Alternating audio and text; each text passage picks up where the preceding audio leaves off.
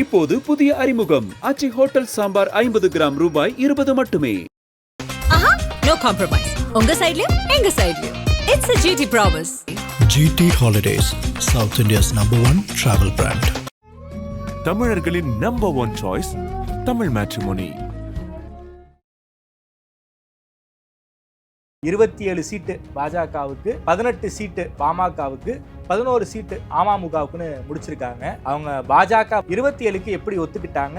எப்படி ஸ்டாலின் காங்கிரஸ் டீல் பண்ணாரோ அந்த மாதிரி Edappadi left handle BJP deal பண்ணுறாங்க. நீங்கள் என்ன வேணா பண்ணிக்கோங்க, எனக்கு கவலை இல்லை. எடப்பாடி 25க்கு மேலே ஒரு சீட்டு தர மாட்டேன்னு சொல்லிட்டாங்க. பியூஷ் கோயல் 30 ஆரம்பிச்சாராம், 25ன்னாராம். அமித்ஷா ஒரு கட்டத்தில் கடுப்பாயிட்டார். ஏதோ do whatever you want அவர் சொல்லிட்டு போயிட்டார், கிளம்புங்க அப்படின்னு சொல்லி விட்டார். அமித்ஷா பேச்சுமே எடப்பாடி அமித்ஷா பேச்சும் கேட்கல. அப்புறம் பியூஷ் கோயல் 27ன்னு கேட்டாராம், ஓகேன்ட்டாராம் எடப்பாடி. பிஜேபி என்ன தப்பு பண்ணிச்சுன்னா, டி நகர் இந்த கேண்டிடேட், தமிழிசைக்கு மயிலாப்பூர், அவருக்கு இந்த ஊரு, வானதிக்கு அங்க, வினோத் செல்வத்துக்கு இந்த ஊரு, கருப்பு முருகானத்துக்கு இந்த ஊரு, அந்த மாதிரி கேண்டிடேட் பேரை சொல்லி ஊர் கேட்டீங்கன்னா எடப்பாடி கடுப்பா வர மாட்டாரா? ஏன் பாஜக இந்த அளவுக்கு போனோம்? 27 வாங்குறது ஒரு தேசிய கட்சிக்கு பெருமையா? காங்கிரஸோட நாங்க ஒரு சீட்டு தான் கம்மி, அதுவே கேவலம். காங்கிரஸ் க்ஷீணமான கட்சி. நீங்க 11 வருஷமா சென்ட்ரல் கவர்மெண்ட்ல இருக்கீங்க, தமிழ்நாட்டில் மட்டும் ஏன் க்ஷீணமா போறீங்க? எடப்பாடி வேணுன்ட்டு காங்கிரஸோட நீங்க கம்மின்னு காட்டுறதுக்கு 27 கொடுத்துருக்காரு. அதை சைன் பண்ணா என்ன பெருமை இது? சார் உண்மையாலுமே பாமக தான் சார் வருத்தப்படணும். பல வருஷமா கூட்டணி வச்சிருக்காங்க. கூட்டணியில பல முறை அவங்க 20+ வாங்கியிருக்காங்க. பாமக வரலாற்றுல ரொம்ப ரொம்ப கம்மியான சீட்டு. அது என்ன காரணம்னா, அப்பா மகன் சண்டையை வச்சு கேம் ஆட்டாங்க. இதுல கெயின் பண்ணது யாருன்னா அமமுக தான். ஓ பன்னீர்செல்வத்துக்கு எதிராக டிடிவியை இறக்கிறதுக்கு ஒரு பிளான் இருக்கிறதா கேள்விப்படும். தேனியில அந்த கண்டிஷன் தான் ஒத்துட்டு இருக்காராம். நீங்க முதல்ல ஓபிஎஸ் தோக்கடிங்க. எலெக்ஷன்ல கண்டெஸ்ட் பண்ற முடிவுக்கு அண்ணாமலை வந்துட்டாரு போல இருக்கே. எப்படியா சட்டமன்றத்துக்கு வந்துடணுங்கிற ஆசை அண்ணாமலை அவர்களுக்கு வந்துருச்சு போல இருக்கே. அண்ணாமலையை டெல்லி கூப்பிட்டு போடுங்கன்னு சொல்லி அண்ணாமலை சொன்னா விட்டுருங்கன்னாராம். அமித்ஷா சொன்னா நோ, நீங்க போட்டி போடுறீங்க. எந்த தொகுதி? சிங்காநல்லூர் ஆர் கவுண்டம்பாளையம். போட்டி போடுவீங்களா மாட்டீங்களான்னு கேட்டான். சரத்குமார் அரசியல் வருவதற்கு முதல் காரணம் அடியேன். இது புதிய தகவல் சார். சரத்குமாருக்கு நியாயம் வழங்கப்படவில்லை என்பது உண்மை. ஒரு வாரிய தலைவர் பதவி மதுரையில் இருக்கிற லேடிக்கெல்லாம் தூக்கி சேர்மன் பதவி, போர்ட்ரஸ் கமிட்டி மெம்பர் பதவி, ஒன்றும் இல்லாத எல்லா காரில் முன்னாடி பெரிய போர்டை போட்டுக்கிட்டு போறாங்க. ஏன்னா இது கெடுத்தது கேசவிநாயகம். ஸ்டாலினும் திரும்பவும் நல்ல அண்டர்ஸ்டாண்டிங்ல இருக்காங்க. என்ன திரும்ப நீங்களே எப்படி பண்ணலாமான்னு ஸ்டாலின் கேட்டது. இல்லைங்க, எங்க கட்சிக்காரெல்லாம் என்ன தொந்தரவு பண்றாங்க, ராஜ்யசபா சீட் வேணும். தேமுதிகாவை கம்பேர் பண்ணியே மார்க்சிஸ்ட் கேட்குது. தேமுதிகாவை கம்பேர் பண்ணியே விசிகே கேட்குது. மக்கள் நீதி மையமும் இப்போ பிரச்சனை பண்ண ஆரம்பிச்சு. எங்களுக்கு 10 சீட்டு வேணுங்க, டார்ச் லைட்ல போட்டி போடுங்க. துரைமுருங்க சிரிச்சாராம், டார்ச் லைட்ல பேட்டரி இருக்குதா பாரியான்னு கேட்டான். ஆதநேயர்களுக்கு அன்பு வணக்கம். இன்று நம்மோடு மூத்த பத்திரிகையாளர் திருமிகு பிரகாஷம் சுவாமி அவர்கள் உள்ளார். வணக்கம் சுவாமி சார். வணக்கம் சார். என்ன சார், பாஜகவில் கூட்டணி பேச்சுவார்த்தையை முடிச்சிட்டாங்க. எடப்பாடியார் டெல்லி போனாரு, அதுக்கப்புறமா அன்புமணி போனாரு, ஜி.கே. வாசன் போனாரு, டிடிவி போனாரு. எல்லாருமே டெல்லியில போய் முகாம் போட்டாங்க. அதுவே மிகப்பெரிய அளவுல தமிழ்நாடு அரசியல் களத்துல விமர்சனம் ஆச்சு. திமுகவினர் ரொம்ப கடுமையா விமர்சனம் பண்ணாங்க. கூட்டணி பேச்சுவார்த்தை இங்க பண்ணாம எதுக்கு டெல்லி போறீங்க, பாஜகவுடைய கிளை அலுவலகமா அதிமுக மாறிடுச்சா அப்படிங்கிற டோன்ல எல்லாரும் பேசிட்டாங்க. டெல்லியில இருந்து பியூஷ் கோயல் இன்னைக்கு கூட்டணி பேச்சுவார்த்தையை முழுசா முடிச்சிருக்காங்க. 9 வருஷம் கழிச்சு டிடிவி தினகரன் அதிமுகவுடைய தலைமை அலுவலகத்துக்கு போயிருக்காரு. 27 சீட்டு பாஜகவுக்கு, 18 சீட்டு பாமகவுக்கு, 11 சீட்டு அமமுகவுக்குன்னு முடிச்சிருக்காங்க. அவங்க பாஜக வச்ச டிமாண்டு ரொம்ப அதிகம். நாமளே இதை பற்றி பேசியிருக்கோம். 27க்கு எப்படி ஒத்துக்கிட்டாங்க? இந்த கூட்டணி பேச்சுவார்த்தை எப்படி நடந்து முடிஞ்சிருக்கு? உங்களுடைய பார்வை என்ன? எடப்பாடி டெல்லிக்கு போனபோது அமித்ஷாவோட ஆதரவாளர்கள் அவர்கிட்ட சொன்ன நம்பர் 60 குறைய மாட்டோம் அப்படின்னாங்க. ஒரு ஸ்டேஜில் கடுப்பாகி 40ன்னு சொன்னாங்க. பாஜகவுக்கு மட்டும் 40? பாஜகவுக்கு மட்டும் 40ன்னு சொன்னாங்க. ஏன்னா நிறைய கேண்டிடேட் இருக்காங்க, கட்சி வளர்ந்து போச்சு. 18%, 20% கணக்கில் சொல்கிறாங்க. எடப்பாடி 25க்கு மேலே ஒரு சீட்டு தர மாட்டேன்னு சொல்லிட்டார். ஓகே, நீங்கள் என்ன வேணால் பண்ணிக்கோங்க, என்ன அல்டிமேட்டாக பண்ணீங்களோ அதை பண்ணுங்க, எனக்கு கவலை இல்லை, 25க்கு மேலே தரமாட்டேன்னு. இது இந்த பஞ்சாயத்து நடந்து கிட்டத்தட்ட 1 மாதமாக பஞ்சாயத்து நடக்குது. எடப்பாடி விட்டு கொடுக்கறதா இல்லை. 25க்கு மேல மாட்டேன். ஆமாம், எப்படி ஸ்டாலின் கராராக இருக்காரோ, காங்கிரஸ் டீல் பண்ணாரோ, காங்கிரஸ் டீல் பண்ணாரோ, அந்த மாதிரி Edappadi left handle BJP deal பண்ணுறாரு. ஓகே சொன்னாங்க நான் எதுக்கும் தயார்ட்டாரோம், ஒரே வருஷம் நான் எதுக்கும் நான் தயார். 20 போன வாட்டி கொடுத்தோம், இந்த வாட்டி 5 கொடுக்குறோம், 25 கொடுக்குறோம். அமித்ஷா சொன்னார் 30 கொடுத்து முடிங்க, போங்க கிளம்புங்க அப்படின்னு சொல்லி விட்டார். அமித்ஷா பேச்சுமே எடப்பாடி அமித்ஷா பேச்சும் கேட்கல. பியூஷ் கோயல் 30 ஆரம்பிச்சாராம், 25ன்னாராம். இது அதிமுக சோர்சஸ் எங்கிட்ட சொன்னது, பிஜேபி சோர்ஸ் இல்லை. ஓகே. அப்புறம் பியூஷ் கோயல் அமித்ஷா கூப்பிட்டு கேட்டாராம், என்னங்க 25 கொடுக்குறேன்றாங்க, 30 இல்லைன்றாங்க, என்ன பண்ணுறதுன்னு, ஏதாவது போட்டு முடிங்க, ஃபெடப் அப்படின்ட்டாராம். அமித்ஷா சொல்லிட்டாரு. அமித்ஷா சொல்கிறாங்க ஃபெடப் இது ஏடிஎம்கே, ஏதாவது முடிச்சு நீங்களே முடிச்சு க்ளோஸ் பண்ணிட்டு வாங்க, இனிமேல் டிலே பண்ணாதீங்க, டைம் இல்லை நமக்கு, ஜெயிக்கிறோமோ தோக்கிறோமோ அது வேறு விஷயம், நம்ம வேலையை ஆரம்பிக்கணும். 27ன்னு கேட்டாராம், ஓகேன்ட்டாராம் எடப்பாடி. ஓகே. அப்புறம் பியூஷ் கோயலுக்கே தமிழ்நாடு பாலிடிக்ஸ் தெரியல. பியூஷ் கோயலுக்கு தமிழ்நாடு சுத்தமாக தெரியல. தமிழ்நாடு பாஜக காரங்க என்ன சொல்றாங்களோ அதை வச்சுதான் அவர் பேசுறாரு. தமிழ்நாடோட கிரவுண்ட் ரியாலிட்டி அவருக்கு தெரியலன்னு எடப்பாடி எகிரிட்டாராமே. எகிரிட்டார். எடப்பாடி சொன்னாரா, நீங்க சீட்டு கேட்குறீங்களா ஆளுங்களை கேட்குறீங்களா? ஏன்னா பிஜேபி என்ன தப்பு பண்ணிச்சுன்னா, டி நகர் இந்த கேண்டிடேட், மயிலாப்பூர் இந்த கேண்டிடேட், வேளச்சேரி இந்த கேண்டிடேட், கன்னியாகுமரி இந்த கேண்டிடேட்டை வச்சு சீட் நம்பர் கேட்குறீங்களா? ஏன்னா 40 கேண்டிடேட் மினிமம் பாஜக செலக்ட் பண்ணி வச்சுருக்கு. எல்லாம் முக்கியமான தலைவர், எல்லாம் பழம்பெருச்சாளிகள், யங்ஸ்டர் யாருமே கிடையாது, எல்லாம் பழம்பெருச்சாளிகள், 60-70 மேலே, ஒன்றும் ஓட முடியாது, நடக்க முடியாது. இதில் காந்தி கூப்பிட்டாங்க, என்ன அநியாயம், எவ்வளோ சிம்பிள் மேன், எம்எல்ஏ இருக்கார் இப்போ காந்தி, அவர் பேரை விட்டாங்க. கேட்டால் வயசாகிடுச்சுட்டாங்களாம். அப்போ காந்தி கேட்டால் என்னோட வயசானாலும் காட்டுமான்னு கேட்டாராம். இது தமிழ்நாடு பாஜக அழிவை நோக்கி போயிட்டுருக்கு கண்டிப்பாக, அதில் ஒன்றும் சந்தேகம் கிடையாது. ஏன்னா 27 நம்பருங்கிறது ரொம்ப லோ நம்பர். நீங்கள் பார்கெயின், இப்போ கம்யூனிஸ்ட் என்ன பார்கெயின் பண்ணுறது பாருங்கள், ஒரு சீட்டுக்கு. ஒரு மார்க்சிஸ்ட் கம்யூனிஸ்ட் கட்சி, ஒன்றுமே இல்லாத கட்சி, தமிழ்நாட்டில் மார்க்சிஸ்ட் கிடையாது, கேரளாவில் மட்டும்தான் இருக்குது, வெஸ்ட் பெங்காலில் அழிஞ்சு போச்சு. 10 சீட்டுக்கு அப்படி டஃப் ஃபைட். பிசிகே என்ன டஃப் ஃபைட் கொடுக்குது. நான் யாரையும் குறைச்சி மதிப்பில்லை, அவங்களோட ஆக்டிவிட்டி சொல்கிறேன், டஃப் ஃபைட் கொடுக்குது. அந்த மாதிரி டஃப் ஃபைட் கொடுத்து தோற்று போயிட்டீங்களா இல்லை கொடுக்கவே இல்லையாங்கிறத கேள்வி. தமிழ்நாடு பாஜக என்ன சொல்லுதான், எல்லாம் ஈசன் செயல்ன்ற மாதிரி எல்லாம் மத்திய பாஜக செயல். மத்திய பாஜகவுக்கு தமிழ்நாடு அரசியலில் பார்க்கறது மட்டும்தான் வேலையா நிதின் நபீனுக்கு, அமித்ஷாக்கு இல்லை? இந்த ரோல், இந்த எலெக்ஷன் சினாரியோல நிதின் நபீனுடைய ரோலை நாம பார்க்கலையே சார். எல்லாத்தையும் அமித்ஷா தான் பார்த்திருக்காரு போல இருக்கு. நிதின் நபீன் பேக்ரவுண்ட்ல இருந்து ஒர்க் பண்றாரு இல்லைங்களா? ஓகே. தமிழ்நாடு அமித்ஷா பார்க்க தான் நிதின் நபீன் அமித்ஷாட்ட விட்டார். நிதின் நபீனோட அமித்ஷா சீனியர். அமித்ஷா ஒரு கட்டத்தில் கடுப்பாயிட்டாராம், ரொம்ப கடுப்பாயிட்டாராம். ஏதோ டூ வாட் எவர் யூ வாண்ட்ன்ற அவர் சொல்லிட்டு போயிட்டார். இதனால இனிமேல் அமித்ஷாவே கைவிடப்பட்ட ஒரு கேஸ் தான் தமிழ்நாடு பாஜக. அப்படின்னா பாஜகவுடைய சென்ட்ரல் பிஜேபியோட ரேடார்ல தமிழ்நாடு இல்லையா? தமிழ்நாடு இல்லை, தமிழ்நாடு கழட்டி விட்டாங்க. நீங்க அந்த ட்ரெயின்லேருந்து, கூட்ஸ் ட்ரெயின்லேருந்து அந்த கம்பார்ட்மெண்ட்டை கழட்டி விட்டாங்க. ஓகே. அந்த கோச் போச்சு. வெஸ்ட் பெங்கால தான் பார்த்துட்டு, வெஸ்ட் பெங்கால் பார்த்துட்டு, வெஸ்ட் பெங்கால் அசாம் தான். தமிழ்நாடு என்ன பண்ணிருக்கணும், ஸ்ட்ராட்டஜி பிரகாரம் நீங்க என்னென்ன ஸ்ட்ராங் கேண்டிடேட்டு, எந்தெந்த ஸ்ட்ராங் சீட்டு, போன வாட்டி வந்தது எவ்வளோ, அதோட 20% சேர்த்தா எவ்வளோ வரும், அந்த மாதிரி ஒரு லிஸ்ட் கொடுத்திருந்தாலும் பரவாயில்ல.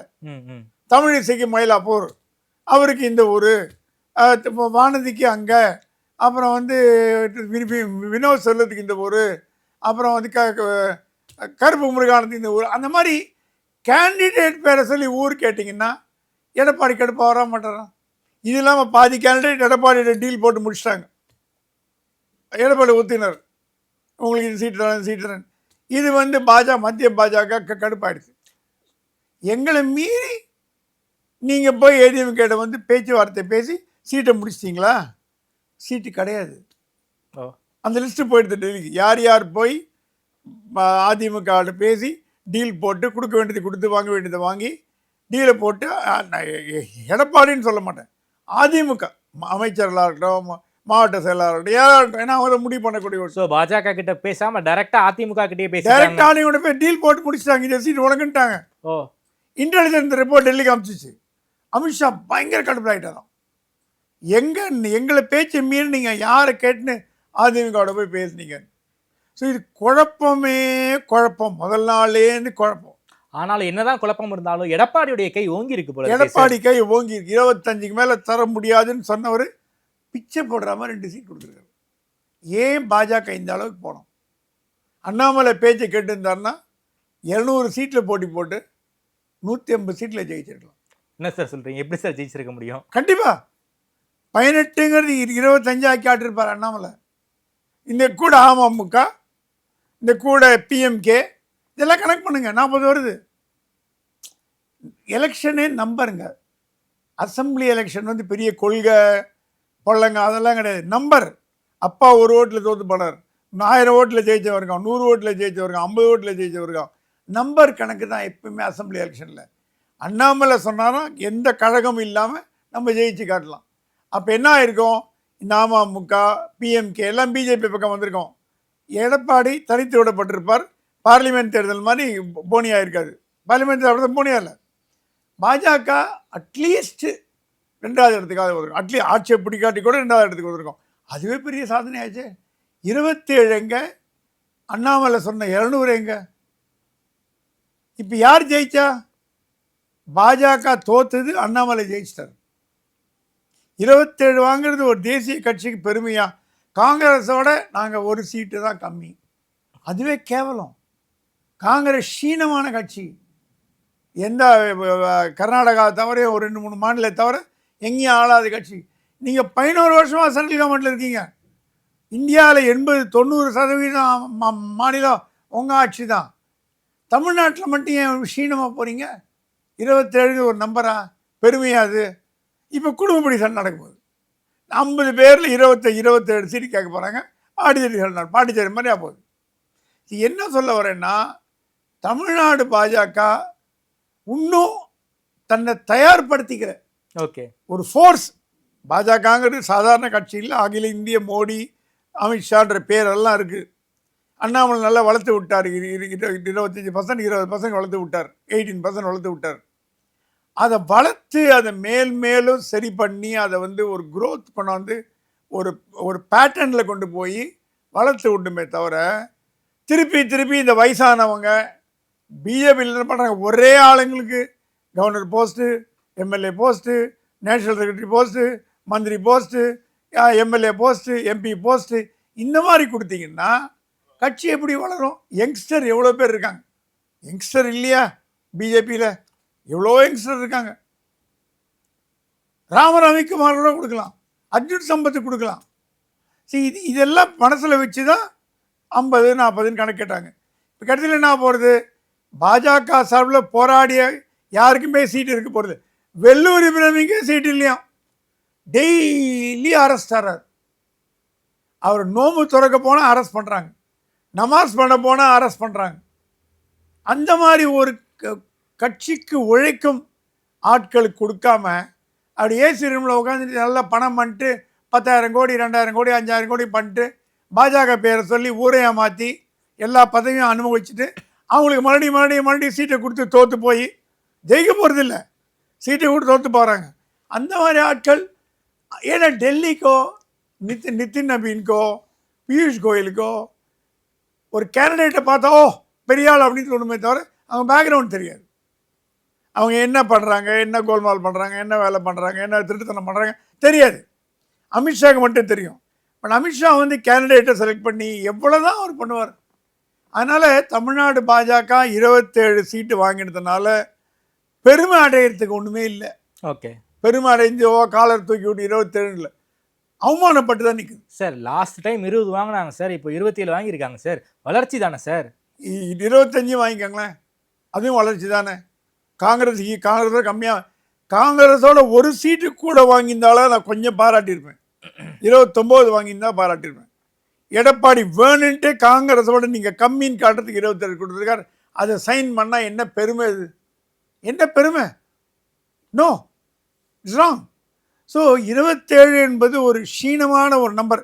ஓகே, பாமகக்கு 18 கொடுக்கறது தப்பு இல்லை, ஏன்னா அவர் பண்ணி காட்டினார். அதுவும் கூட சில பேர் சொல்கிறாங்க அப்பா வேற தனி பையன் வேற, அப்பா பாதி ஓட்டு தூக்கிட்டு போயிடுவார், பையன் பாதி ஓட்டில் இருக்கான்னு. சார் உண்மையாலுமே வந்து பாமக தான் சார் வருத்தப்படணும். அவங்க கட்சி, அவங்க கூட்டணி கடந்த பல வருஷமா கூட்டணி வச்சிருக்காங்க. கூட்டணியில ரொம்ப கம்மியான நம்பர் இப்பதான் வாங்கியிருக்காங்க. பல முறை அவங்க 20+ வாங்கியிருக்காங்க.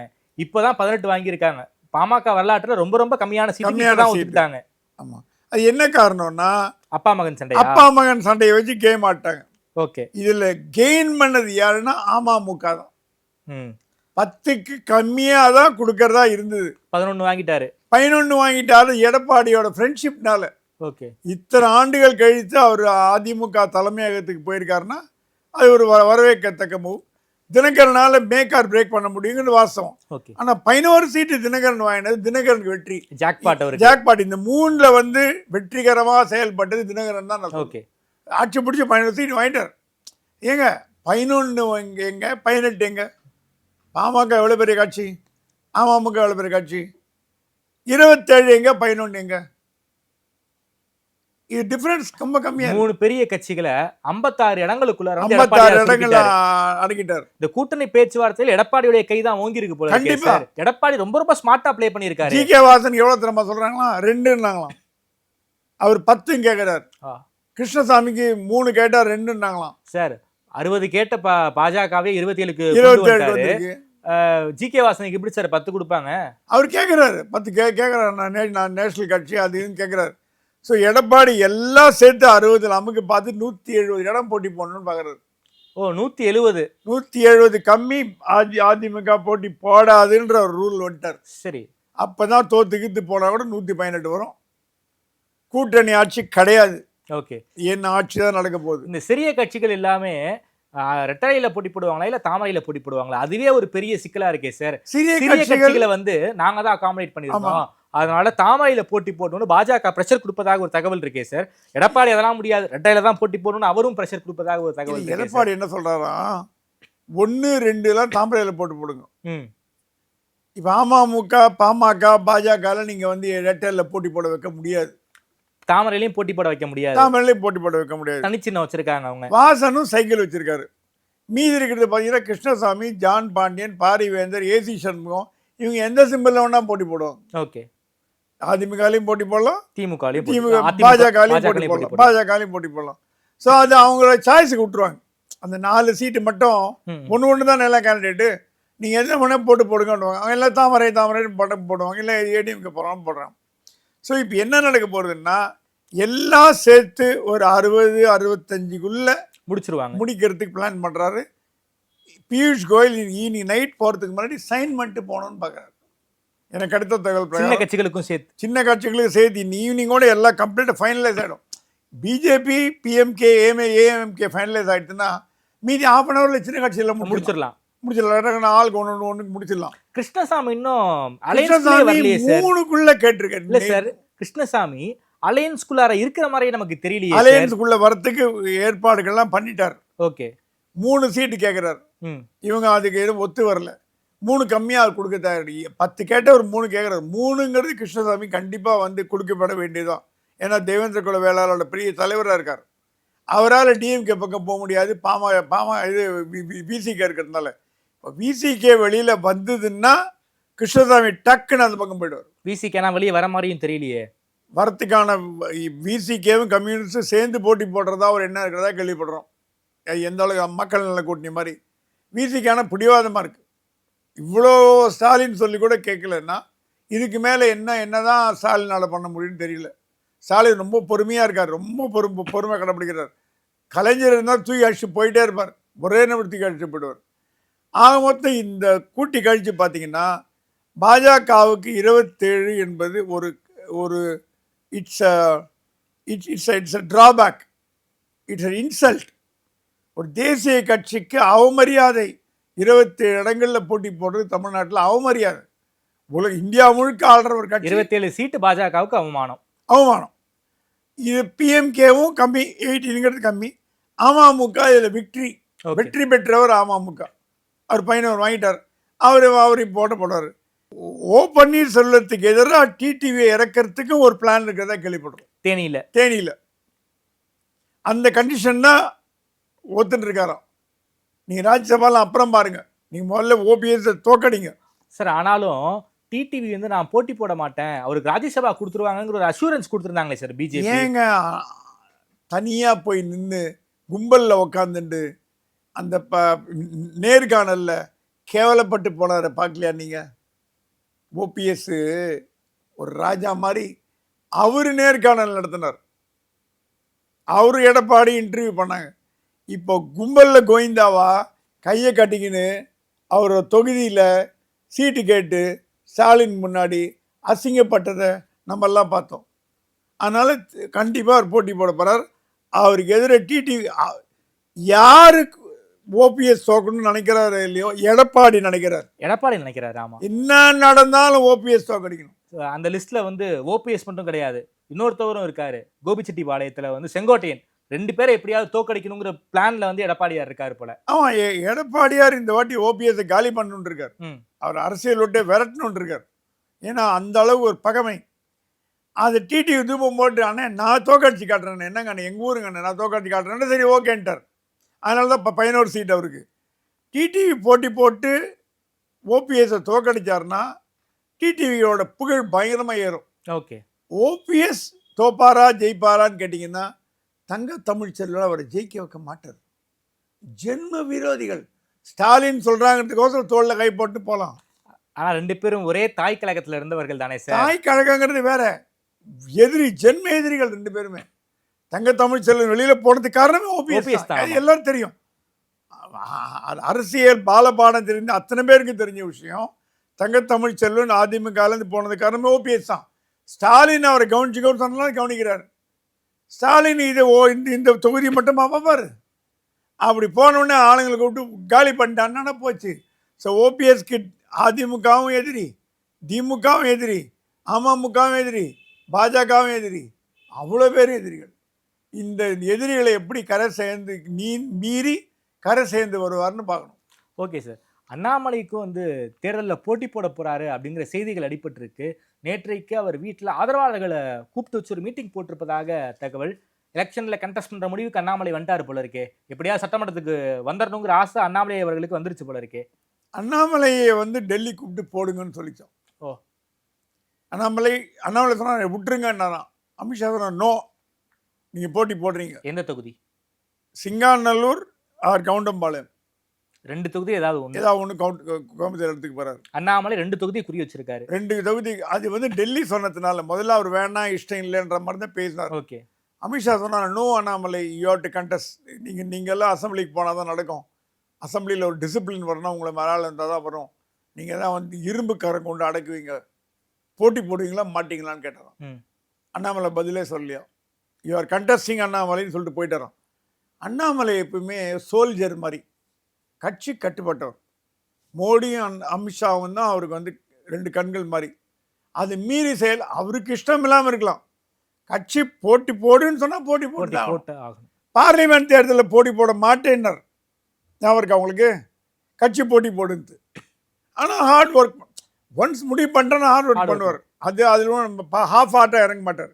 இறங்கினா முழுங்க இறங்குவார், மூச்சில் இறங்கிடுவார். பார்லிமெண்ட் தேர்தலில் இறங்கினா அன்பார்ச்சுனேட்லி தோற்று போனார். இப்போ அசம்பிளிலேயாவது அண்ணாமலை உள்ளே போய் ஒரு குரல் கொடுக்கணும் அப்படிங்கிறது மத்திய பாஜகவோட எண்ணம். ஓகே, மத்திய பாஜக ஒரு 2-3 பேரை மட்டும்தான் நீங்கள் எம்எல்ஏ வரணும்னு விரும்புகிறாங்க. யார் அந்த 2-3 பேர்? அதில் ஒன்று அண்ணாமலை, மீதி 2 பேர் டவுட்டாக இருக்கு. நீங்கள் மீதி 2 பேர் நீங்கள் எதிர்பார்க்காத பேராக இருக்கும். ஓகே, எம்எல்ஏ கிடையாது, எந்த போஸ்டும் கிடையாது, கட்சியில் முகம் தெரியாத. பிரேக் பண்ணீங்கன்னா கொஞ்சம் சொல்கிறேன். யார் சார் அந்த 2 பேர்? சொல்கிறேன். இல்லை என்னென்னா அந்த மாதிரி அமித்ஷாக்கு வந்து தமிழ்நாடு பாஜக தலைவர்களோட லீலைகள்லாம் நல்லா தெரியும். ஓகே, அத்தனை பேரோட விவகாரங்கள், லீலைகள், பணம் பண்ணுறது, வியாபாரம், பிஸ்னஸ்ஸு, கல்லா கட்டுறது, கடையாக போய் பணம் வாங்குறது, தொழிலதிபர்களை மிரட்டி பணம் வாங்குறது, உட்கார வச்சு பணம் வாங்குறது, நிற்க வச்சு பணம் வாங்குறது, எல்லாம் அமித்ஷாக்கு தெரியும். ஆனால் அவர் சொல்கிறாராம், இவங்களெல்லாம் கழிச்சு கட்டிட்டு என்னால் கட்சியை நடத்த முடியாது, அவங்கள வச்சு தான் போராடணும். அப்பப்போ மிரட்டி விடுறாரு, அப்பப்போ தப்பு பண்ணாதுன்னு திட்டுறாரு, கேட்க மாட்டேன்றாங்க. ஸோ அதில் சில பேருக்கு வந்து ரொம்ப ஆசையாக இருக்குது எம்எல்ஏ சீட்டு, சிலது பொழிஞ்சு போட்டோன்னு கொடுத்துருவார். எப்படி போன பார்லிமெண்ட் தேர்தலில் ஒருத்தங்க வந்து கெஸ்ட் ஹவுஸில் மோடி காலை பிடிச்சிருந்து 1 hour அழுதுருக்காங்க. என்எஸ்டிலாம் ஓடி வந்து விரட்டி விட்டாங்களாம், காலை விட மாட்டேன்ட்டாங்களாம். அழுது அழுது அழுது அழுது அழுது காலை கட்டிண்டு மோடி ஒழிஞ்சு கொடுக்குறேன் எம்பி கொடுக்குறேன்னு போனோம், எழுந்து போனாங்க. அந்த மாதிரி வேடிக்கையெல்லாம் பாஜகவில் நடந்து நான் பார்த்துருக்கோம். அதனால் என்ன சொல்கிறாங்க, பாஜகவில் திறமையானவர்களுக்கு இம்முறை சீட்டு கிடைப்பது கஷ்டம். காக்கா பிடிக்கிறவன், ஜால்ரா அடிக்கிறவன், பணம் முதல்ல ஜெயிலுக்கு போனவன், திருடன், இந்த மாதிரி பீப்புள் தான் கொடுக்க போகிறாங்க அப்படின்னு கட்சிக்காரனே சொல்கிறான். ஓகே, எங்களுக்கு தெரியும் சார், எங்களுக்கெல்லாம் வராது சார் சீட்டு, நாங்களாம் கேட்க போதில்லை சார், நல்லவங்களெல்லாம் கொடுக்க மாட்டாங்க சார், எல்லாம் இந்த 10 பசங்க கொடுத்து அவங்க அசம்பிளியில் போய் நாசம் பண்ணுவாங்க. இப்போ காந்தி போகிற பீப்புளெலாம் வந்து ஒரு நேர்மையான மனிதர். ஒரு கதர் ஷர்ட்டை போட்டு இப்போ காங்கிரஸில் கூட அந்த மாதிரி இருக்க மாட்டாங்க. பாஜகவில் செருப்பு போடாமல் போவார், பணமே பண்ண மாட்டார், அவர் வந்து கஷ்டப்பட்டு சம்பாதிக்கிறவர். அந்த மாதிரி ஆளுங்களுக்கெல்லாம் சீட் கொடுக்காம கண்ட படம் பிரித்த ஆளுங்களுக்கெல்லாம் 10 போஸ்ட் வாங்கினவங்களாம் சீட் கொடுத்தாலும் எப்படி கட்சி வளரும்? நான் அந்த லிஸ்ட் நான் விட மாட்டேன். அண்ணாமலை எடுத்து அந்த மற்ற பேர் யாரு? சொல்கிறேன். ஓகே சார், சொல்லுவீங்க நானும் நினைக்கிறேன். அடுத்த நேரங்களில் கூட நீங்கள் வந்து இந்த இது நீங்கள் பிரேக் பண்ணணும். கண்டிப்பாக பிரேக் பண்ணுறேன். ஒரே நைட்டில் தன்னுடைய கட்சியை கலைச்சிட்டு பாஜகவில் இணைத்த சரத்குமார் அவர்கள் பாஜக தலைமையின் மேலே கொஞ்சம் மன வருத்தத்தில் இருப்பதாக தெரியுது. ஒரு ப்ரெஸ் மீட்லாம் வச்சாரு, நான் போட்டி போட மாட்டேன், என் மனைவி போட்டி போட மாட்டாங்க, ஆனால் என்னுடைய ஆதரவாளர்களுக்கு கொஞ்சம் வாய்ப்பு கொடுங்கன்னு கேட்குறாரு. உண்மையாலுமே பாஜகவுடைய தலைமையின் மீது மன வருத்தத்தில் இருக்காரா? அதே போல பல பேருக்கு வந்து நம்பி வந்த பலருக்கும் சீட் கொடுக்காம பாஜக இருக்காங்களே சார். விளவங்கோடு எம்எல்ஏ பதவியை ராஜினாமா பண்ணிட்டு பாஜகவில் இணைஞ்சாங்க விஜயதாரணி, அவங்களுக்கு பாஜக என்ன பண்ண போறாங்கன்னு தெரியல. இப்படின்னு பாஜகக்குள்ளேயே பல அதிருப்தி குறைகள் இருக்கிற மாதிரி நமக்கு தெரியுதே சார். சரத்குமார் மட்டும் இல்லை, சரத்குமார், விஜயதாரணி, கஸ்தூரி, குஷ்பு, இவங்க சினிமாக்காரங்களுக்கு யாருமே. அப்புறம் வந்து சார் கஸ்தூரி மேடம்க்கு எம்எல்ஏ ஆசை இருக்கா? கஸ்தூரி கண்டிப்பாக எம்எல்ஏ அவங்களுக்கு கொடுக்கணும், அவங்க எல்லாம் எதிர்பார்க்குறாங்க. நான் உங்களுக்கு யாருக்குமே தெரியாத ஒரு விஷயத்த சொல்கிறேன். சரத்குமார் அரசியலுக்கு கொண்டு வந்ததே நான் தான். என்ன சார் சொல்றீங்க? 1996ல் 95ல் ஜூனியர் விடனில் அவருக்கும் ஜெயலலிதாவுக்கு ஒரு மோதல் வந்ததாக கேள்விப்பட்டேன். அப்போ ரொம்ப நெருக்கமாக இருந்தார் ஜெயலலிதாவோடையும் சசிகலாவோடையும். ஓகே, அவர் செல்ல பிள்ளை மாதிரி இருந்தார். நான் அவர் இன்டர்வியூ பண்ண சொல்ல மாட்டேன்னார். அப்புறம் விடிச்சு ஓப்பன் பண்ணார், கவர் ஸ்டோரியாக போட்டேன், ஆவேசத்தில் அம்மா அப்படின்ற மாதிரி ஏதோ ஒரு பொலிட்லைன் கொடுத்து ஜெயலலிதாவை பற்றி இவர் தாக்கி எக்ஸ்க்ளூசிவ் ஸ்கூப் அதை 4 பிரிண்ட் பண்ணோம். ஓகே, கலைஞர் ஃபோன் வந்து 4 வீக் போட்டிங்களா அந்த இன்டர்வியூ? இல்லை, 4 தடவை பிரிண்ட் பண்ணோம், ரீபிரிண்ட் வித்து போய் ஜெயலலிதா படிச்சு பார்த்து ஆச்சரியப்பட்டாங்க. கலைஞர் கூப்பிட்டார், வா இமீடியட்டா வா அப்படின்னு. போனேன், என்னடா எழுதிருக்க, உண்மையா பொய்யா, பொய் சொன்னானா உண்மை சொன்னானா? இல்லப்பா அவன் உண்மையை தான் சொன்னார் சார். சரத்குமார் கூட்டணும், அவனை பார்க்கணும்னு. சரத்குமார் கூட்டின்னு போனேன். உடனே கலைஞரை படிச்சுட்டு கலைஞர் சரத்குமாரை கூட்டார். நீ சரத்குமாரை கேளுங்க. ஓகே, சரத்குமார் கூட்டின்னு என்ன சரத், என்ன விஷயம், என்ன சொல்றாங்க அந்த அம்மானார். நான் வெளியில போட்டேன், உட்காரு அப்படின்னாரு. சரத் எல்லாத்தையும் உணர் கலைஞர்கிட்ட சொன்னார். அப்புறம் வந்து சரி பார்க்கலான்னாரு. போயிட்டேன், நீ இரு அப்படின்னார். என்ன சொல்கிறேன்னு கேட்டார். சேர்த்துங்க சார்னு. சேர்த்தனை சரி பண்ணுமா ஐயான்னார். இல்லை சார், அவர் நல்ல திறமையானவர், பத்திரிகையாளர், ஆனால் ஒன்றே ராஜ்யசபா கொடுங்கன்னு. என்ன அவரோட நீ கேட்குற, உனக்கு ஒன்றுமான்னு கேட்டேன். எனக்கு இல்லை சார், அவருக்கு தான் சார் கேட்குறேன், நல்லா இங்கிலீஷ் பேசுவார் சார், ஜேர்னலிஸ்டாக இருந்தார் சார்னு. சரி முதல்ல சார் சொல்லு. பார்த்து ஜேர்னலிஸ்டாக இருந்தாரா? தினகரனில் ஒர்க் பண்ணார். ஓ, அவன் அங்கிள் பேப்பர் தானே அது, கந்தசாமி, பெங்களூர்ல இருந்தார். K P Kandasamy paper. அப்புறம் வந்து ஒரு கொஞ்ச நாள் கழிச்சு கலைஞர் கூப்பிட்டார்.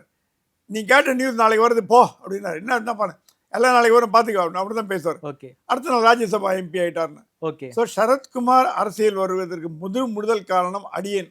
ஓ, இது புதிய தகவல் சார், புதிய தகவல். ஸோ சரத்குமாருக்கு நியாயம் வழங்கப்படவில்லை என்பது உண்மை. அதான் யாரோ சொன்னாங்க என்கிட்ட, சரத்குமார் கட்சியை கலைக்காம ஒரு டப்பா கட்சி மாதிரி சமத்துவ மக்கள் வச்சுட்டு நான் அதிமுகவோடையும் பாஜகவோடையும் கூட்டணி வரேன்னு சொன்னேன்னா இதே பியூஷ் கோயல் அவர் வீட்டுக்கு போயிருப்பாரு, அமித்ஷா கூட போனாலும் போயிருக்கலாம். ஏன்னா சினிமா நடிகர், கட்சியை அவர் கலைச்சா இருப்பாருங்க, அது அவர் பண்ண தப்பு. நீங்கள் ஒரு உப்மா கட்சியாக இருந்தால் கூட ஒரு 4 சீட்டு கொடுத்துருப்பாங்க. இப்போ அவரை விட கம்மியான கட்சியெல்லாம் சீட்டு வாங்கியிருக்கு. அவர் சீனியர் கட்சியில், தினகரனுக்கும் சீனியர், அன்புமணிக்கும் கிட்டத்தட்ட சீனியர். ஏன்னா நான் சொல்றது 95 அப்பயே அரசியலில் ஜாயின் பண்ணிட்டார். எம்பியா இருந்திருக்கார், எம்எல்ஏ இருந்திருக்கார், சிறந்த பேச்சாளர். சார் அது மட்டும் இல்லாம அந்த ராஜ்யசபா எம்பியா இருக்கும்போது அவங்களுக்கு பென்ஷன்லாம் கொடுப்பாங்களே, அந்த பென்ஷன் எனக்கு வேண்டான்னு எழுதி கொடுத்த எழுதி ஒரே கொடுத்த- அரசியல்வாதி சரத்குமார் மட்டும்தான். பண ஆசை இல்லாதவர், பணத்துக்கோசரம் எதையும் விலை கொடுக்காதவர். இந்திய அரசியல்வாதிகள்லயே எம்பி பென்ஷன் வேண்டாம்னு வேண்டாம். எழுதி கொடுத்த ஒரே ஆளு ஒரே சரத்குமார் ஆள் மட்டும்தான். சரத்குமார். Honest man, intelligent. அவர் பக்கத்துல இருந்து பார்த்துருக்கேன், பயங்கர நாலேஜ். ஒரு அரசு, ஒரு சினிமா நடிகரை விட இந்த அளவுக்கு ஒரு நாலேஜபிள் மேன் நான் பார்த்ததில்லை. நிறைய பேர் பார்த்துருக்கேன். ஆனால் சினிமா நடிகர்களே அப்படி கிராஸ் அப்படி அவர் வந்து நியூயார்க்கில் வந்து இந்தியா டே பெரேடில் லீட் பண்ண வச்சோம். Okay. ஒரே தமிழ் நடிகர், ரஜினிகாந்த் கூட வரல, இவரை இந்தியா டே பெரேடில் லீட் பண்ண, மேயரோடையும் கவர்னரோடையும் லீட் பண்ண வச்சுட்டு கூட்டு போகும். ஓகே. அப்படிப்பட்ட சரத்குமாரை நீங்க கேவலப்படுத்தினா யார் மனசு? அவர் கொடுக்க வேண்டிய ஏதாவது ஒன்று கொடுத்தீங்களா? அவர் காம்பன்சேட் பண்றேன்னு சொன்னீங்கல்ல, ஏதாவது காம்பன்சேட் பண்ணீங்களா? அதுவும் பண்ணல. ஒரு வாரிய தலைவர் பதவி கூட வாரிய வச்சிருக்காருல்ல. தலைவர் பதவி, மதுரையில் இருக்கிற லேடிக்கெல்லாம் தூக்கி சேர்மன் பதவி, யாருக்காலும் போர்ட்ரஸ் சேர்மன் பதவி, போர்ட்ரஸ் கமிட்டி மெம்பர் பதவி, ஒன்றும் இல்லாத எல்லாம் காரில் முன்னாடி பெரிய போர்டை போட்டுக்கின்னு போகிறாங்க. ஏன்னா இது கெடுத்தது வந்து கேசவிநாயகம், ஓகே. நாசம் பண்ணது கேசவிநாயகம். இப்போ கேசவிநாயகம் போயிட்டாரு, இப்போ ஏன் கொடுக்கல? அந்த லெகசி தொடருது. ஓகே. ஸோ சரத்குமார் கேட்பதில் நியாயம் இருக்கிறது. அவருக்குன்னு ஒரு ரசிகர் பட்டாளம் இருக்குது, அவருக்குன்னு அவர் நாடார் வாக்குகள் இருக்குது, அவருக்குன்னு எல்லாம் இருக்குது. ஆனால் அவருக்கு ஏற்கப்பட்டது அநீதியான, கண்டிப்பாக அநீதி. இது வந்து இவருக்கு மட்டும் இல்லை, விஜயதாரணி ரொம்ப பொறுத்துட்டு இருக்காங்க. இப்போ நான் லேட்டஸ்ட்டாக கேள்விப்பட்டேன், நேற்று ஸ்டாலின் கூப்பிட்டு பேசினாராம் சரத்குமார்ட்ட, ராஜ்யசபா எம்பி அடுத்த எம்பி தரேன், வந்து நின்று கேம்பெயின் பண்ணுங்க அப்படின்னு இந்த பக்கம் கூப்பிட்டுருக்காரு. ஓகே. இப்போ சீட் கிடையாது உங்களுக்கு, ஏன்னா கதவு மூடியாச்சு. சரத்குமாரை ஸ்டாலின் கூப்பிட்டு அடுத்த ராஜ்யசபா சீட் உங்களுக்கு ரெடி, இப்போ சீட் கேட்காதீங்க, எம்எல்ஏ சீட் கேட்காதீங்க, நீங்கள் அடுத்த ராஜ்யசபா சீட்டில் கொடுத்துறேன், கேம்பெயின் பண்ணுங்கன்னாராம். அவர் சரத்குமார் பதில் சொல்ல. இப்போவாது தமிழக பாஜக முழிச்சு கொண்டு சரத்குமார், விஜயதாரணி, குஷ்பு, கஸ்தூரி இவங்களுக்கெல்லாம் மரியாதை பண்ணலன்னா ஒரு கட்சிக்கு வரமாட்டான். மற்ற கட்சியிலேருந்து யாரும் பாஜகவுக்கு வரமாட்டாங்க. நீங்களே உட்காந்து மாரடிக்க வேண்டியதான். இது மத்திய தலைமை பண்ணுற தப்பா, மாநில தலைமை பண்ணுற தப்பாங்க, இதுக்குள்ளே ஆர்கியூ பண்ணி போவோம்னா பாஜகவோட தப்பு. நல்ல தலைவர்களையும் நல்ல மனிதர்களையும் இழந்து, கௌதமி எழுந்தீங்க, எழுந்தீங்க, ஏடிஎம்கேக்கு போயிட்டாங்க, ரெண்டு பேரும் ஏடிஎம்கே போயிட்டாங்க. கௌதமி எல்லாம் இன்டெலிஜென்ட் லேடி, பிரில்லியன்ட் இன்ஜினியர், அவங்க இன்ஜினியர் படித்தவங்க, அவங்களெல்லாம் எழுந்துட்டீங்க. ராஜபாளையத்தில் சீட்டு கேட்டாங்க, என்ன தப்பு பண்ணாங்க அந்தம்மா? எங்க ஒரு சீட்டு கேட்கறது தப்பா? உன் நடிகை பாப்புலர் ஃபிகர், உன் நடிகை வேணான்னு சொல்லிடுங்க, நடிகையே எனக்கு வேணாம் அப்படின்னு சொல்லிடுங்க, முடிஞ்சு போச்சு கதை. குஷ்புக்கும் சீட் தர மாட்டாங்க. குஷ்புக்கு ஒண்ணுமே கிடையாது, சரத்குமார் கிடையாது. நேஷனல் விமன் கமிஷன்ல வைஸ் பிரசிடென்ட்டா போஸ்டிங் அது, அத கூட வெளில வந்துட்டாங்க. ஏன் ராஜ்யசபா நாமினேட் எம்பிஏ போடக்கூடாதா குஷ்புவை? ஃபர்ஸ்ட் கிளாஸா இங்கிலீஷ் ஹிந்தி பேசுவாங்க, இன்டெலிஜென்ட் லேடி, எல்லாமே இன்டெலிஜென்ட் தான். பாஜகவில் சேர்ந்த யாருமே ஒரு சும்மா ஒரு துணை நடிகை இல்லை ஒரு குரூப் டான்சர் அந்த மாதிரிலாம் கிடையாது. ஒரு ஸ்டேட்டஸ் இருக்கக்கூடியவங்க. Khushbu is intelligent lady, brilliant lady. அவங்க நாலேஜ் எனக்கு தெரியும், எல்லா சப்ஜெக்டையும் பேசுவாங்க, அழகாக இங்கிலீஷ் பேசுவாங்க, ஹிந்தி பேசுவாங்க. நீங்கள் பயன்படுத்திக்க தவறிட்டீங்கன்னா அவங்கள சொல்லி தப்பு இல்லை, கட்சி விட்டு போனால் உங்கள் மேலே தான் தப்பு. அவங்க போயிட்டே இருப்பாங்க. காயத்ரி ராமும் கௌதமியும் போனது பெரிய அடி. ரெண்டு பேருமே சினிமா துறையை சேர்ந்தவங்க. சினிமா துறையை சேர்ந்தவங்களுக்கு பதவி இல்லைன்னா ஓப்பனாக போர்டு வச்சுருங்க வெளியில், சினிமா துறையை சேர்ந்தவர்களுக்கு நாங்கள் பதவி கொடுக்க வேண்டாம், கொடுக்க மாட்டோம், நீங்கள் வராதீர்கள் ஒரு போர்டு வைங்க, யாரும் வரமாட்டாங்க. ஏன் கூப்பிட்டு வச்சு அசிங்கம் பண்ணுறீங்கன்னு தான் கேள்வி. சார், அதிமுக கூட்டணியை பற்றி நிறைய பேசிட்டோம், திமுக கூட்டணியை நோக்கி வருவோம். தமிழக வாழ்வுரிமை கட்சி வேலுமுருகன் கூட்டணியை விட்டு வெளில போயிட்டாரு. இன்னும் சிபிஎம்முக்கு செட்டில் பண்ணல, விசிகாவுக்கு செட்டில் பண்ணல, மக்கள் நீதி மையத்துக்கு செட்டில் பண்ணல. என்னதான் சார் திமுக கூட்டணியில் நடந்துகிட்டு இருக்கு? என்ன பிளான்ல இருக்காங்க திமுக? வேல்முருகன் நல்லா பேசக்கூடியவர், மக்கள் தப்பு பண்ணுறாரு அதெல்லாம் வேற விஷயம், எல்லா அரசியல்வாதி மாதிரி அத்துமீறாருலாம் வேற விஷயம். விசிகாவோட கம்மியாக தான் அத்துமீறார், அது ஒன்றும் தப்பு கிடையாது. நல்ல சிறந்த அரசியல்வாதி, நல்லா பேசக்கூடியவர். பண்ருட்டி எம்எல்ஏ அவர்கள், அவர் நெய்வேலி எம்எல்ஏ கேட்குறாராம், நெய்வேலி தொகுதி திமுக சொல்லுது, நீங்கள் பண்ருட்டிலே போட்டி போடுங்க, அவர் பண்ருட்டிலேயே போட்டி போட மாட்டேங்கிறாருன்னா திமுக தோக்கடிக்கணும்னு பயப்படுறாரு. ஓகே. சரி, நெய்வேலி போட்டி போடணும்னு கேட்குறாரு. திமுக என்ன நெய்வேலி போட்டி போட்டால் என்எல்சி இருக்குது, நேஷனல் லிக்னைட் கார்பரேஷன். அங்கே ஏதாவது பிரச்சனை பண்ணுவாரா, ஏதாவது தகராறு பண்ணுவாரா, நம்ம தலைவலியாக வந்துடுமோன்னு பயந்துட்டு சென்ட்ரல் கவர்மெண்ட் இன்ஸ்டியூஷன் நீங்கள் பண்ருட்டிலேயே போடுங்க, ஏன்னா பண்ருட்டி முடியாதுன்றார். முதல்ல 3 சீட்டு கேட்டாராம், 2 சீட்டு கேட்டாராம். அப்புறம் இறங்கி வந்து எனக்கு நெய்வேலியாவது கொடுங்க அப்படின்னு கேட்டபோது நெய்வேலி தர முடியாதுன்னு கோச்சின் வந்துட்டார். அவர் என்ன பண்ண போகிறான்னு தெரியல. அவர் வந்து அவர் தனியாகவும் போட்டி போட முடியாது, பாஜகவும் கொள்கை எதிரி, திமுகலையும் போய் சேர முடியாது. வேறு வழி இல்லாமல் வந்து பண்ருட்டியே வாங்கிட்டு போனாலும் ஒரு வாய்ப்பு திட்டி வச்சிருக்காரு. ஆனால் இன்னைக்கு அவர் கொடுத்த ஸ்டேட்மெண்ட் வந்து திமுகவை கொஞ்சம் கடுப்பேற்றிருக்காங்கன்னா பயங்கர கடுப்பேற்றிருக்கு. அதிகாரிகள் ஆட்சின்ட்டாரு. அதிகாரிகள் ஆட்சி, ஸ்டாலின் ஒன்றுமே பண்ணல, டம்மின்ற மாதிரி பேசிட்டார். ஸோ திமுக பக்கம் அவர் போகிறதுக்கு வாய்ப்பு கம்மி. அதே மாதிரி திருமாவளவன் வந்து என்ன சொல்கிறாருன்னா, எனக்கு வந்து தேமுதிகவோட ஒரு சீட்டாவது கூட அதிகமாக வேணும். அது 0.5% இருக்கிற கட்சி, நாங்கள் தேசிய கட்சி, ரெகக்னைஸ் கட்சி. பாண்டிச்சேரியில் 2 சீட்டு வேணும்னு கேட்குறாங்க. ஓகே. ஸ்டாலின் சொல்கிறாங்க, என்னங்க இப்படி பாண்டிச்சேரியில் 2, தமிழ்நாட்டில் 10, ராஜ்யசபா, நாங்கள் எங்கெங்கே போகிறது, நீங்களும் கொஞ்சம் புரிஞ்சுக்கணும். திரும்ப நீங்களே இவ்வளோ வருஷமாக கூட இருக்கீங்க, என் மனசை நோகடிக்கிறீங்க. ஸ்டாலின் ரொம்ப உருக்கமாக. ஓகே. ஸ்டாலினும் திரும்பவும் நல்ல அண்டர்ஸ்டாண்டிங்கில் இருக்காங்க. மற்ற வைகோ எல்லாரை விட ஸ்டாலின் மதிக்கிற ஒரு தலைவர் திரும்ப. என்ன திரும்ப நீங்களே இப்படி பண்ணலாமான்னு ஸ்டாலின் கேட்டது. இல்லைங்க, எங்கள் கட்சிக்காரெலாம் எனக்கு தொந்தரவு பண்ணுறாங்க, ராஜ்யசபா சீட் வேணும், எனக்கு தேமுதிகவை வந்து அதனால தான் நீங்கள் பிரேமலதா சொன்னாங்கன்னா நான் குறைச்சிக்க தயார். ஏன்னா தேமுதிகவை கம்பேர் பண்ணியே மார்க்சிஸ்ட் கேட்குது. ஓகே. தேமுதிகவை கம்பேர் பண்ணியே விசிகே கேட்குது. மற்றெல்லாம் கட்சியெல்லாம் அடங்கி போச்சு. சிபிஐ, மதிமுக, மக்கள் நீதி மையமும் இப்போ பிரச்சனை பண்ண ஆரம்பிச்சு. அது ஸ்டாலினுக்கு ரொம்ப கடுப்பாயிடுச்சு. மக்கள் நீதியமும் கொடுக்குறத ஏங்க கமலஹாசனே வந்து ராஜ்யசபா சீட்டில் திமுக தான் போட்டி போட்டிருக்காரு அஃபிஷியலாக. அப்படி இருக்கும்போது எப்படி நீங்கள் டார்ச் லைட்டில் 10 சீட்டு போடணும்னு கேட்டிங்கன்னா எங்கே போவார்? கொடுக்க மாட்டாங்க. 2க்கு மேலே கிடையாதுன்னு முடிவு பண்ணியாச்சு. ஓகே. ஆனால் மௌரியா சொல்கிறாராம், எங்கள் கட்சி வந்து தேசிய கட்சி, நாங்கள் எங்கள் கட்சி எம்பியை, அவங்க எல்லாத்தையும் மறந்துட்டாங்க. அவங்க எம்பி ஆனதுக்கு காரணம் டிஎம்கே மறந்துட்டாங்க. எங்கள் கட்சி தலைவர் எம்பிங்க, எங்களுக்கு 10 சீட்டு போகணுங்க, டார்ச் லைட்டில் போட்டி போடுவோங்க. துரைமுருங்க சிரிச்சாராம்.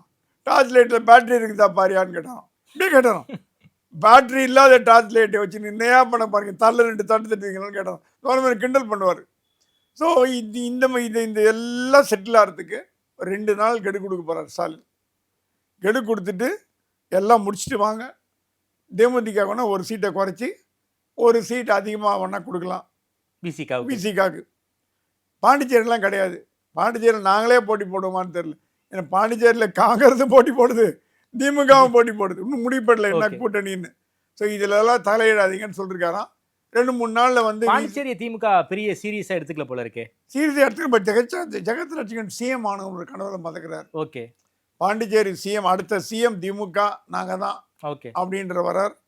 வைத்திலிங்க எங்க சொல்கிறார், என்னங்க எங்கே தள்ளே கை வைக்கிறீங்களே, அடுத்த தீம் எடுத்து நான் வரலான்னு பார்க்குறேன், காங்கிரஸ்லேருந்து எந்தெல்லாம் கை வைக்கிறீங்களே, என்னங்க வேடிக்கை ஆகுது அவர் கத்துறாரு. ஓகே. ஏன்னா அடுத்த டேர்ன் பிரகாரம் காங்கிரஸ் வந்ததுன்னா வைத்திலிங்க தான் முதலமைச்சர்னு டெல்லி சொல்லிடுச்சு. நாராயணசாமிக்கு எம்எல்ஏ சீட்டே கிடையாதுன்ட்டாங்க.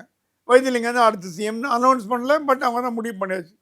இந்த பக்கம் பார்த்தீங்கன்னா ஜெகத் ரட்சகன் அடுத்த சிஎம் ஆகணும்னு ஆசைப்படுறாரு. ஸோ இந்த கூட்டணி கணக்குகள்லாம் முதல்ல பாண்டிச்சேரி இப்போ ஆட்சி, இப்போ நாமினேஷன் ஆரம்பிச்சாச்சு, முடிய போகுது. இப்போது இன்னும் யார் என்ன பண்ண போகிறாங்கன்னு தெரியல.